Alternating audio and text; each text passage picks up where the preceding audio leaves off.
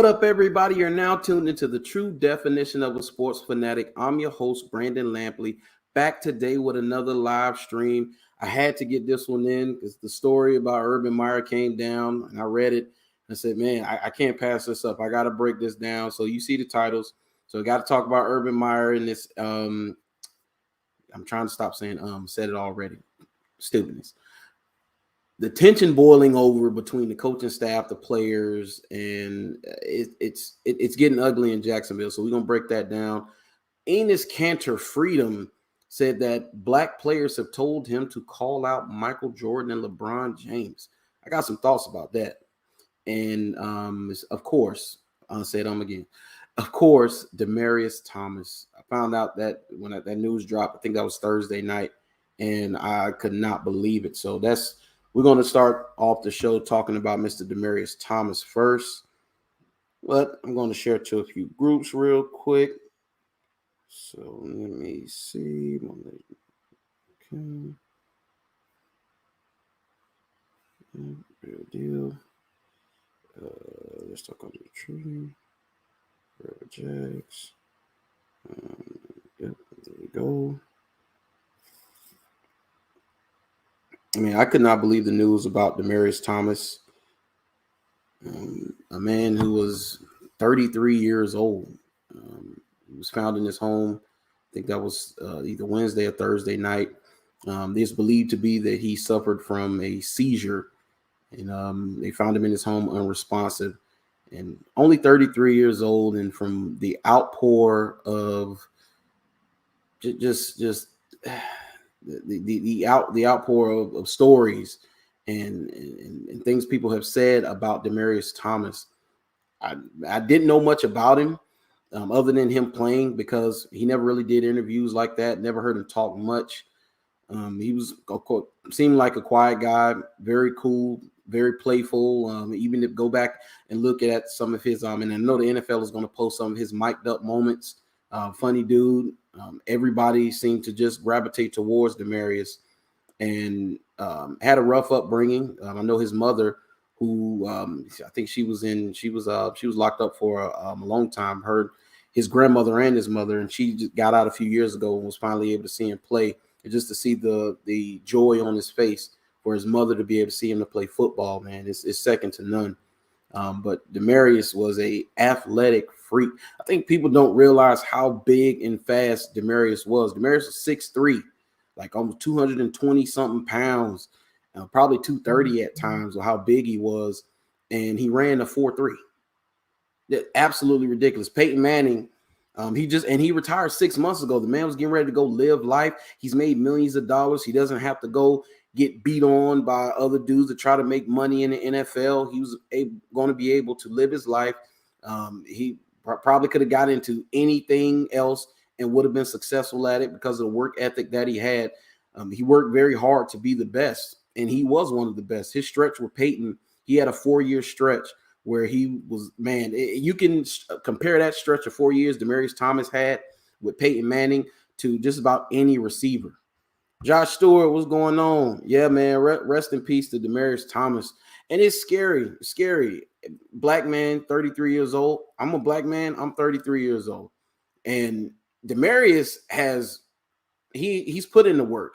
He's going to be known. Everybody's going to remember him. He achieved. He went out and he got things done. And I was thinking to myself, I'm like, man, I'm just getting started. And I couldn't imagine going now because I haven't made the impact I want to make on this world. And I'm sure Demaryius had way more things he wanted to do, people he wanted to impact, things he wanted to say, and he didn't get a chance to do those things. And from some of the reports I saw that he was in a very bad car accident, and he started to suffer seizures after the car accident, so much so to the point where he didn't want to be alone. And I was listening to Shannon Sharp talk about it, and it was rough to listen to because they said he hadn't been doing well. And Shannon Sharp said that he had 2 months to reach out to him, see how he was doing, and he never did. And he's never going to get that chance again. So, I mean, that's a lesson right there. Check on your loved ones. Check on the people that you love. Check on your friends. Check on family. Even the ones who are seemingly got together and are strong, because you don't know what people are dealing with and what they're going through. This is a shock to the football community because nobody knew what Demaryius was going through.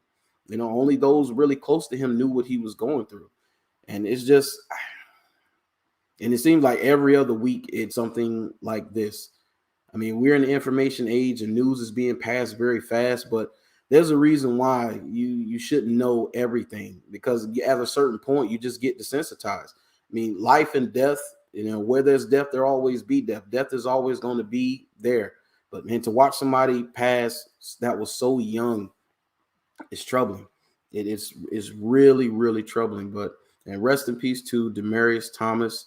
The Broncos said they're going to honor him before Sunday's game, and he's not in their Ring of Fame now, but their Hall of Fame. But he's going to go into their Hall of Fame. He's arguably the best receiver that the Broncos have ever had, and it's a sad story, man. But rest in peace to Demaryius Thomas, sure.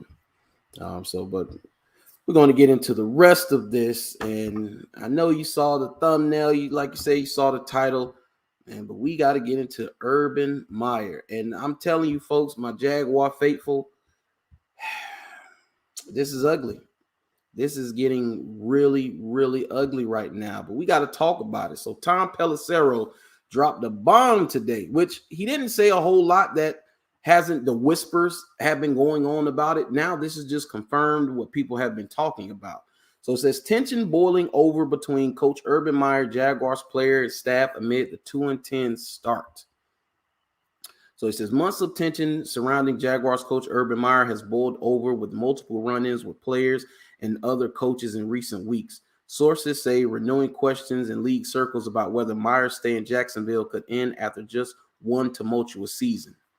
At this point, there are no signs that Jaguars owner Shad Khan is seriously considering a change.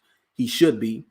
One of the NFL's most patient and supportive owners, Khan dreamed for years of Meyer, a three-time college national champion at Florida and Ohio State. Coaching his team and overhauling the culture of a franchise accustomed to losing before finally luring him out of retirement in January. A spokesman for Khan declined for this story. Of course they declined. They don't want to talk about this.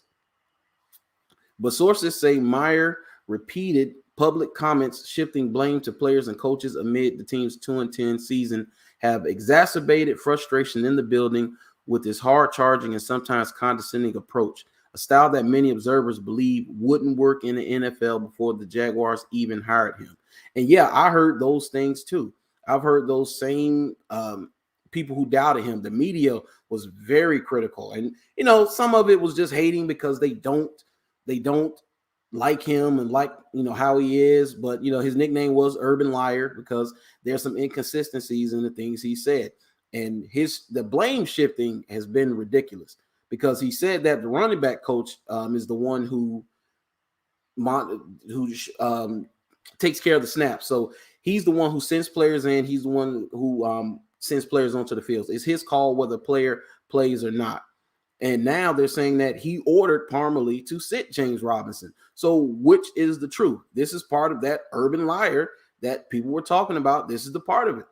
So it says, entering Sunday's visit to Tennessee, the Jaguars have lost 4 games in a row and 5 out of 6 since their Week 7 bye, averaging just 10.7 points per game in that span.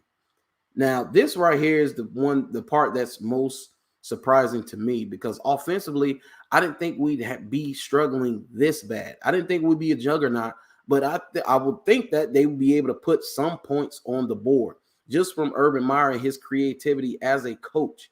But he's allowed Bevel to run that, and Bevel has been god-awful. See, one of the best players, running back James Robinson, was benched last week under clouded circumstances.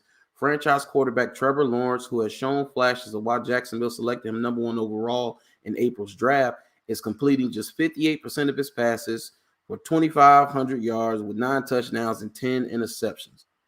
And while the Jaguars opted not to fire Meyer in September after he stayed in Ohio instead of taking the playing team home, of course, they got to bring that up after the Week 4 loss to the Bengals, only to be captured in the viral videos at a bar with a young woman who's not his wife dancing close to his lap. Sources say Meyer hasn't adjusted his approach. No, he has not adjusted his approach. And it's the same thing over and over again. Week after week, it doesn't seem to be an explanation about what's going on. And he's pushing it off and dismissing it.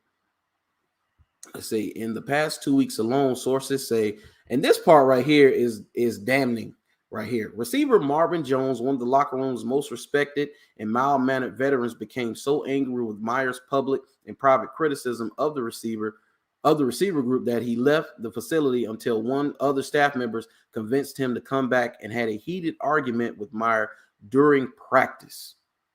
Wow. During a staff meeting, Meyer delivered a biting message that he's a winner and his assistant coaches are losers.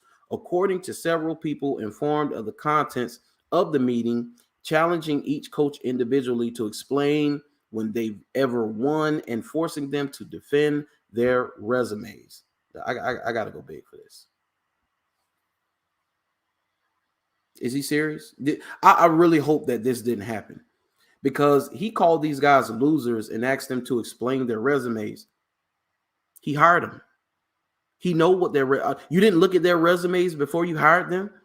You didn't hire them off of what they've done in the past and their potential to what to do or what they're going to do in the future. You didn't hire them for that purpose. Are you serious right now? I hope he did not do this. If he's done this, this is psychotic, if we're being honest. It's narcissistic. All top, man. If he did this, it's time for him to go. Because I've never heard of something like this. Who does that? Who does that? Are you serious? And me as a coach, I'm supposed to sit there and listen to Urban Meyer question my resume when he hired me in the first place. He called me a loser and says that he's a winner. Darrell Bevel was on the Seahawks. He has a championship ring. How are you better than Darrell Bevel? You've achieved nothing on the NFL level. Those coaches that were in the NFL that you've hired that on your staff, you're not better than them. You're the actual loser, and whether they're a winner or not doesn't matter. But you're the actual loser compared to them because they've already been in the league, and some of those guys have already won. So for Urban Meyer, man, come on, dog. Let's finish the article because I can go in on that. That is crazy. Say, contrary to his public statement that it was injury related, Meyer ordered Robinson's benching after an open drive fumble in last week's 37-7 road loss to the Rams. Then had running backs coach Bernie Parmalee stop Robinson from re-entering the game, insisting Carlos Hyde, who played for him in Ohio State, stay in. Only after Lawrence questioned Meyer on the sideline about Robinson's absence was Robinson allowed to return late in the second quarter. Speaking to reporters this week, Lawrence said, bottom line is James is one of our best players, and he's got to be on the field, and we addressed it, and I feel like we're in a good spot, and the whole team, we're good.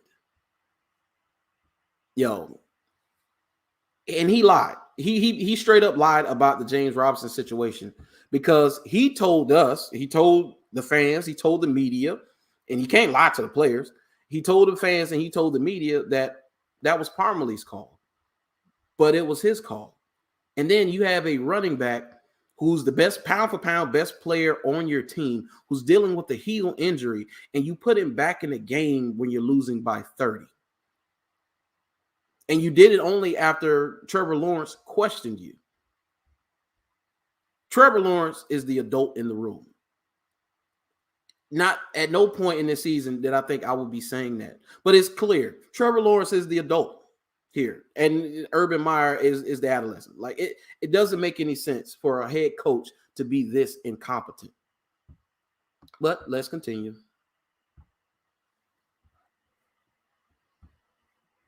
So several Jaguars players vented their frustration to the Rams players after that game. Wow. So they were venting their frustrations to the Rams players. I know Jalen Ramsey he was grinning like a Cheshire cat when he heard them complaining about Meyer. And I know what he told him: get out of Jacksonville. That's all. What else can he say? Get out of Jacksonville. I was there. It's not going to get better. Trash. I'm sure that's what he said. Reiterating a common complaint that Meyer, who had no prior NFL experience, doesn't treat them like adults. That's been a complaint all year, that he don't treat them like adults. And the staff meeting follows a pattern of tense interactions between Meyer and his assistants dating back to the offseason. After opening the preseason with consecutive losses, for instance, sources say Meyer informed assistants that he was sick of being embarrassed, and if the team didn't start winning immediately, some of them wouldn't be around for a second year. They shouldn't be around for a second year anyway. But it's clear that he shouldn't be around for a second year either. There has been staff turnover since Meyer arrived in January for a variety of reasons. Meyer's handpicked strength coach, Chris Doyle, resigned under pressure in February. This is where it kind of the ball started rolling right here is when they hired Chris Doyle. Chris Doyle is just somebody you shouldn't have hired. I don't care who he is. Hiring homeboys, your homeboy who was under investigation by basically Iowa paid him to leave, paid him to get out of here. Players, you had many players accuse this man of racism and being prejudiced, and you hired him anyway. And it wasn't until national scrutiny, not local scrutiny, that you decided to move on from it. So you started this regime off on a bad note from the beginning, and it's been downhill ever since.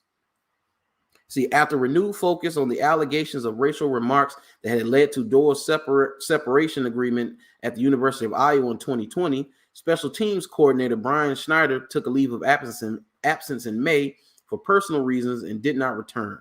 Meyer's chief of staff, Fernando Lavo, left the team last month to return to University of Texas. Tight ends coach Tyler Bowen is expected to become an offensive coordinator at Virginia Tech, according to college sports and recruiting site on3.com. And more staff changes are expected after the season, even assuming Meyer stays. There have been missteps. There have been other missteps. In July, the NFL fined the Jaguars for $200,000 and Meyer $100,000 for violating rules on organized team activities and docked the team 2 OTA days in 2022. I wasn't concerned about that because that happens, all the time. If you guys remember Jack Del Rio, and he got hit with fines all the time because of the stuff he did in all season. And how they practice, they were hitting when they weren't supposed to, and stuff like that. Coaches do that, so it is what it is. And from this situation, it said that it wasn't that big a deal what had happened, but hey, it is what it is. In September, the NFL Players Association announced it was launching an investigation after Meyer acknowledged to report that the team factored vaccination status and cut down decisions. The state of the investigation is unclear. 23 of 24 players cut were vaccinated. Yeah, that wasn't a big deal. Only thing he did was he said the part he wasn't supposed to say out loud. Like, he wasn't supposed to say that necessarily out loud because we already know them considering whether a player is vaccinated or not went into whether they were going to keep the player. It's common sense, but he got scrutiny for saying it out loud. And of course, there were the October viral videos, which were shot in the days following the 24-21 loss. They keep bringing this back up. Lost to the Bengals that dropped Jacksonville to 0-4. Meyer apologized publicly to the team, telling players he had too much to drink. Yeah, he was on drink and he was on something else. Go look at those pictures he took in that bar. Man, looked like he was feeling good. Looked like you could have punched him in the face and he would have said thank you. Go look at those pictures. It tells the story. See, telling players days later he had too much to drink and acted like an a-hole idiot. Kanter released a somewhat tepid statement of support of Meyer, calling his conduct inexcusable, and added, "I appreciate Urban's remorse, which I believe is sincere. Now he must regain our trust and respect. That will require a personal commitment from Urban to everyone who supports, represents, or plays for our team. I'm confident he will deliver." He has not so far. See, the Jaguars actually won 2 of their next 4 games, ending a 20-game franchise losing streak, giving Meyer's first NFL win over the Dolphins in London before stunning the Bills 9-6 3 weeks later. But they haven't won since, and signs of progress have faded. Yeah, everybody's regressing. The receivers regressed, Trevor's regressed, the defense regressed. I think Jackson DeVille, our mascot, has regressed. Yeah, Jackson DeVille, I've never seen him mess up a stunt. He got caught on the little bungee cord one Sunday. So even our mascot is regressing. The water boys regressing. I think the pools had too much chlorine in it. The sausage dogs were cooked. They were burnt when you bought them. The water wasn't cold. The beer was hot. I mean, it's been a dumpster fire. I'm being funny, but it's been a dumpster fire so far, man. What can go wrong has went wrong for the Jacksonville Jaguars this season. So it says, but they haven't won since, and signs of progress have faded with the high-profile coach who, along with Lawrence, was supposed to bring back fans to TIAA Bank Field. The Jaguars currently rank 30th in NFL attendance. Yeah, because we suck. Say Khan made his fortune in the car bumper business, learning the value of building processes over time. He has applied that mentality to NFL ownership. No, he hasn't. No, he hasn't, because I blame Khan for this. This is Khan. Hold on. Wait a minute. I blame Shad Khan for all of this. It starts at the top. This is his fault. He lured him out of retirement. He allowed him to come in and give Balky and Urban Meyer this power. Khan has to change this. He has to hire football people, or a football person. He needs to hire a football person who's been around for a long time so they can do the proper checks and balances needed and hold people accountable as needed. Shad Khan is not a football guy. He's a football fan. You need to hire a football guy, someone whose answers to you that can give you the feedback that you need, someone who you absolutely trust. That's what he needs to do. And they say he's not here often. He needs to be here as well. When you allow them to run it and your presence is not around, say what you want about Jerry Jones and Dan Snyder and other owners. He needs to be visible. He needs to be here. Because if you let them run amok, you give them all power. And when you question them and ask them about it, they don't have good responses like Urban Meyer has. It's time to move on, man. It's time to make a change. Let's finish.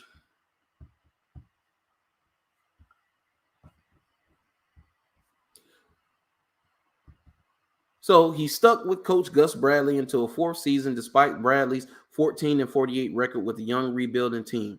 Bradley's successor, Doug Marrone, lasted 4 full seasons, taking the Jaguars to the AFC Championship game after the 2017 season, but finishing just 23-43 before his dismissal after last season. In October, Khan told NFL Network insider Ian Rappaport days after the Jaguars' first win in mid-October that he absolutely has faith in Meyer and expanded on his statement about the videos. He said, I think this is NFL football, Khan said. You're on the stage all the time, and you have to be absolutely self-aware. Now, I will say the one thing about Khan, and I think that is a positive for Shad Khan, is that Shad Khan is loyal. He is going to let the coach try to figure it out. So I don't think he moves on from Urban after this season because he's stuck with guys so much. But if he was going to give up on a coach early, this might be the best time to do so. This might be it right here. I think this is a perfect time for, at the end of the season, go ahead and cut the cord, because I don't think this gets better.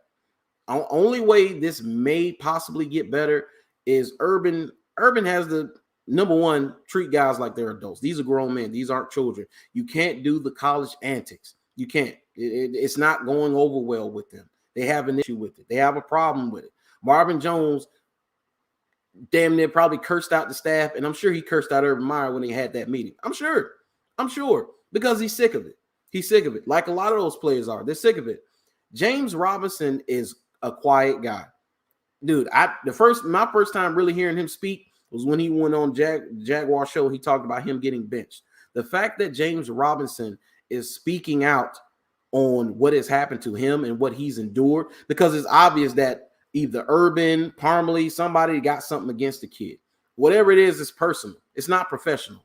It's personal. Whatever it is. And for him to speak out about it speaks volumes about what's going on in the locker room right now. I've never seen such a dumpster fire. And I thought past Jaguar teams were dumpster fires. This takes the cake, because 1-15 last year was much easier than this right here. And we're 2-10. This is awful. This is god awful.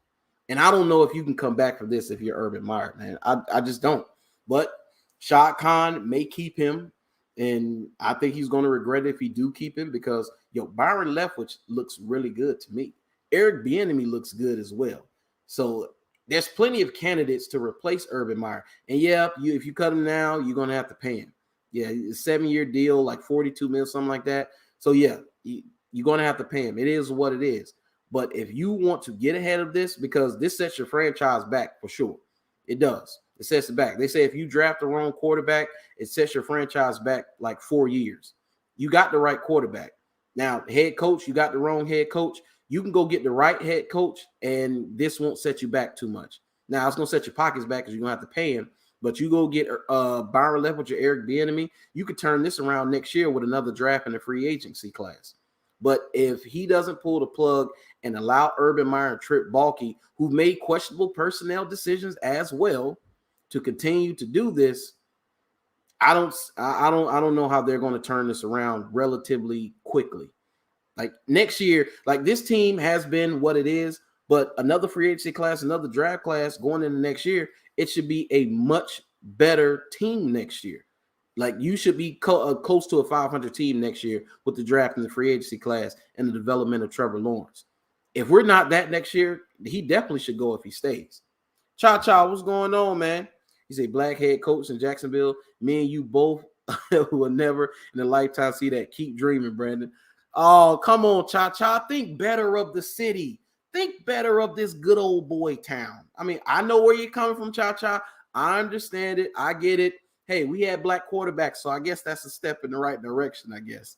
But a black head coach, I could see it happening, especially Byron. If one has the best chance for a black head coach to come here to Jacksonville, I think it's Byron Leftwich. And he's a great candidate. And it's not just because he was a player here. His track record speaks for itself. Byron is a great coach, great offensive mind, and he's a quarterback. I think he would do wonders for Trevor Lawrence. He would. So I think he'd be a great candidate for it. But I mean, I don't know. But I'm gonna delve more deeply into this next week on my regular show with Mr. John Reed, who covers the Jaguars for the Florida Times Union. If you haven't seen those shows, check them out. Thursday, we either go Thursday, Friday. Every now and then we'll do a Saturday, but it's usually between Thursday and Friday around 7, 8 o'clock that we do it. So check that out because I know he's going to have the inside scoop because he's at the press conferences, he's at practice, he talks to players, and he talks to coaches. And he going to come spill the tea next week. I'm certain of it. So please check that out next week and his breakdown of what's currently going on with the Jaguars. But we're going to put a pin in that because talking about the Jaguars is like, it makes me itch. It makes me cringe, makes me itch. I need some calamine lotion for my skin because this is getting ridiculous. I'm getting hives, man. I need some Benadryl because this right here, no fan should have to go through this. No fan should have to go through this. But we're going to leave it there and we're going to move on. We're going to talk about Mr. Enes Kanter Freedom, who says that many of the black athletes are telling him to call out LeBron James and Michael Jordan. So this is very short, but I'm about to go in on Mr. Kanter. So it says Boston Celtics big man Enes Kanter Freedom and the Los Angeles Lakers superstar LeBron James have made a lot of waves recently. Freedom has made it clear what he thinks of James as it pertains to the 17-time All-Star's ties to China through Nike. James has stated that he doesn't believe Freedom is worth his energy. And he's not. He's not. Dude, he's a bug on LeBron James' windshield. In a recent development, Freedom revealed that many of the black athletes in the league are telling him to call out the hypocrisies of James and Michael Jordan. So this is a quote directly from him. He said, whenever I talk about it, it was never about black or white athletes or red or purple athletes. Freedom said, it was never about a color. I even had a conversation with many of my teammates. And the thing people don't understand is that many of the black athletes in the league are telling me to call out these people and those people. Not many people know that. There are ones telling me to call out the hypocrisies of LeBron James, the hypocrisies of Michael Jordan, but they are the ones who are actually sending me talking points about you can't say this and you can't say that. Freedom and James seemingly haven't had an in-person conversation this season amid Freedom's issues with the Lakers star. The two players' teams have battled multiple times, but it seems that no notable interactions have occurred between them. Yeah, because Enes ain't gonna say anything to his face. Enes don't want that smoke. He doesn't. It's obvious. He's had plenty of opportunities to say things to LeBron James, and he's not going to say it to his face. And he's not going to say it to Michael Jordan's face. And for you to come out and criticize LeBron James and Michael Jordan, you're talking about black athletes told you to do so, man, you got cap, all cap. And for the athletes that have told you that, are guys who may just don't like them personally or have an axe to grind. It's one thing to talk about hypocrisies and what a guy says, but we're talking about two guys that helped revolutionize the game. Michael Jordan is the reason why you can sit on your behind on the Celtics bench talking crap. He's the reason. He's the reason why the game is where it is today. The game, dude, the game is not what it is without Michael Jordan and his contributions to the game. He was the next star. After Magic and Bird, Michael Jordan took the mantle and he took the NBA to heights it had never seen before. Come on, dog. No. James Lakers are 14-13 on the season and are looking to finally turn things around. Freedom Celtics, meanwhile, have lost 3 straight games and are 13-14 so far. Both squads are hoping to challenge for this season's NBA title, and that's something that neither squad is in position for. Lakers, too. The Lakers are god-awful. You say, who's that? Jakari, what's going on? Kanter or Crash Dummy? Dog. Look, listen. Enes Kanter, if you ever see, just listen to me. Black people don't need you to be a spokesperson. We don't need you to speak for us. I don't care what those black athletes have said to you. You know what you should say when those guys say that to you? Why don't you say it? Why don't you go on ESPN, CNN, C-SPAN, Donahue, Oprah, Ricky Lake, all platforms, and talk about LeBron James and Michael Jordan, their hypocrisies and what they haven't done for black people and all that BS? Why don't they do it? There's a reason, Enes Kanter, why those guys haven't done it. They don't have the gall. They don't have the fortitude to do so. They're scared. And you think by being this hero amongst the black athletes you talk to about doing what they ask you to do is going to give you some clout or some credit or something like that. No, it's not. It makes you look stupid because we're talking about 2 of the greatest players of all time. Dude, we could talk about inaccuracies and hypocrisies in just about everybody. Go back and look at my videos. There's some hypocrisies in there too. Anybody who's been on film talking for an extended period of time has hypocrisies and inaccuracies in the things that they have said. It is what it is. Because number one, I reserve the right to change my mind. Yeah, I say this today, but I found some new information and I reserve the right to change my mind. If you can't change your mind, then you can't change anything. But back to Mr. Kanter. I don't need you to speak for black people. Black athletes don't need you to speak for them. Don't need a leader. Don't need Jesse Jackson. Don't need Al Sharpton. Don't need none of that. We don't need that. And for you to call these guys out on supposed hypocrisies, because all this is about is LeBron's ties to China and Nike, because Nike's tied to China, and him not saying anything about it. What is he supposed to say? I'm confused. Nike is LeBron's biggest business partner. There's no business partner bigger than Nike for LeBron James. Nike is literally making LeBron James a billionaire. What is he supposed to say? What is he supposed to say? Enes Kanter, if Nike had came to him and he had a major shoe deal and he was making millions of dollars off of Nike, Enes Kanter wouldn't have anything to say about China. Dude, Turkey don't even mess with Enes Kanter no more. He can't go back home because of the things he said about Turkey. Now, I know some of the things he said and what the atrocities that his people have faced, and he spoke up for his people, and I'm cool with that. You call out the BS when you see it. But black issues, Enes Kanter, I don't want to hear it. I definitely don't want to hear from you. No, at no point. Stop it, please, for everybody. Stop it. And unless you're going to address LeBron James to his face, nah. And you had plenty of opportunity. And I love what Russell Westbrook did when they played against the Celtics the other night. He made sure he went to the bench and got in their face. And he was right by Enes Kanter. So, dude, keep it up, man. Just keep it up. All he's doing is he's setting up. He said meow, laughing. Hey, all he's doing is he's setting himself up for probably after basketball. And he's doing a lot of this he's doing for clout because it's getting him attention. Now outlets want to have him on. People want him to speak. They're inviting him to podcasts. That's why he's doing this. Because if it isn't LeBron James and Michael Jordan, he wouldn't be saying these things. But those names are going to get him notoriety, they're going to get him clicks, and they're going to get him clout for the things that he has said. Enes Kanter is not trying to help make things better for the black community by calling out LeBron James and Michael Jordan. No. It's all fake. And for the shame on those black athletes for going to a non-melanated man to air your grievances about another melanated man. Dude, come on. Come on. How about you go talk to those men and say it to their face? But you won't because you're scared.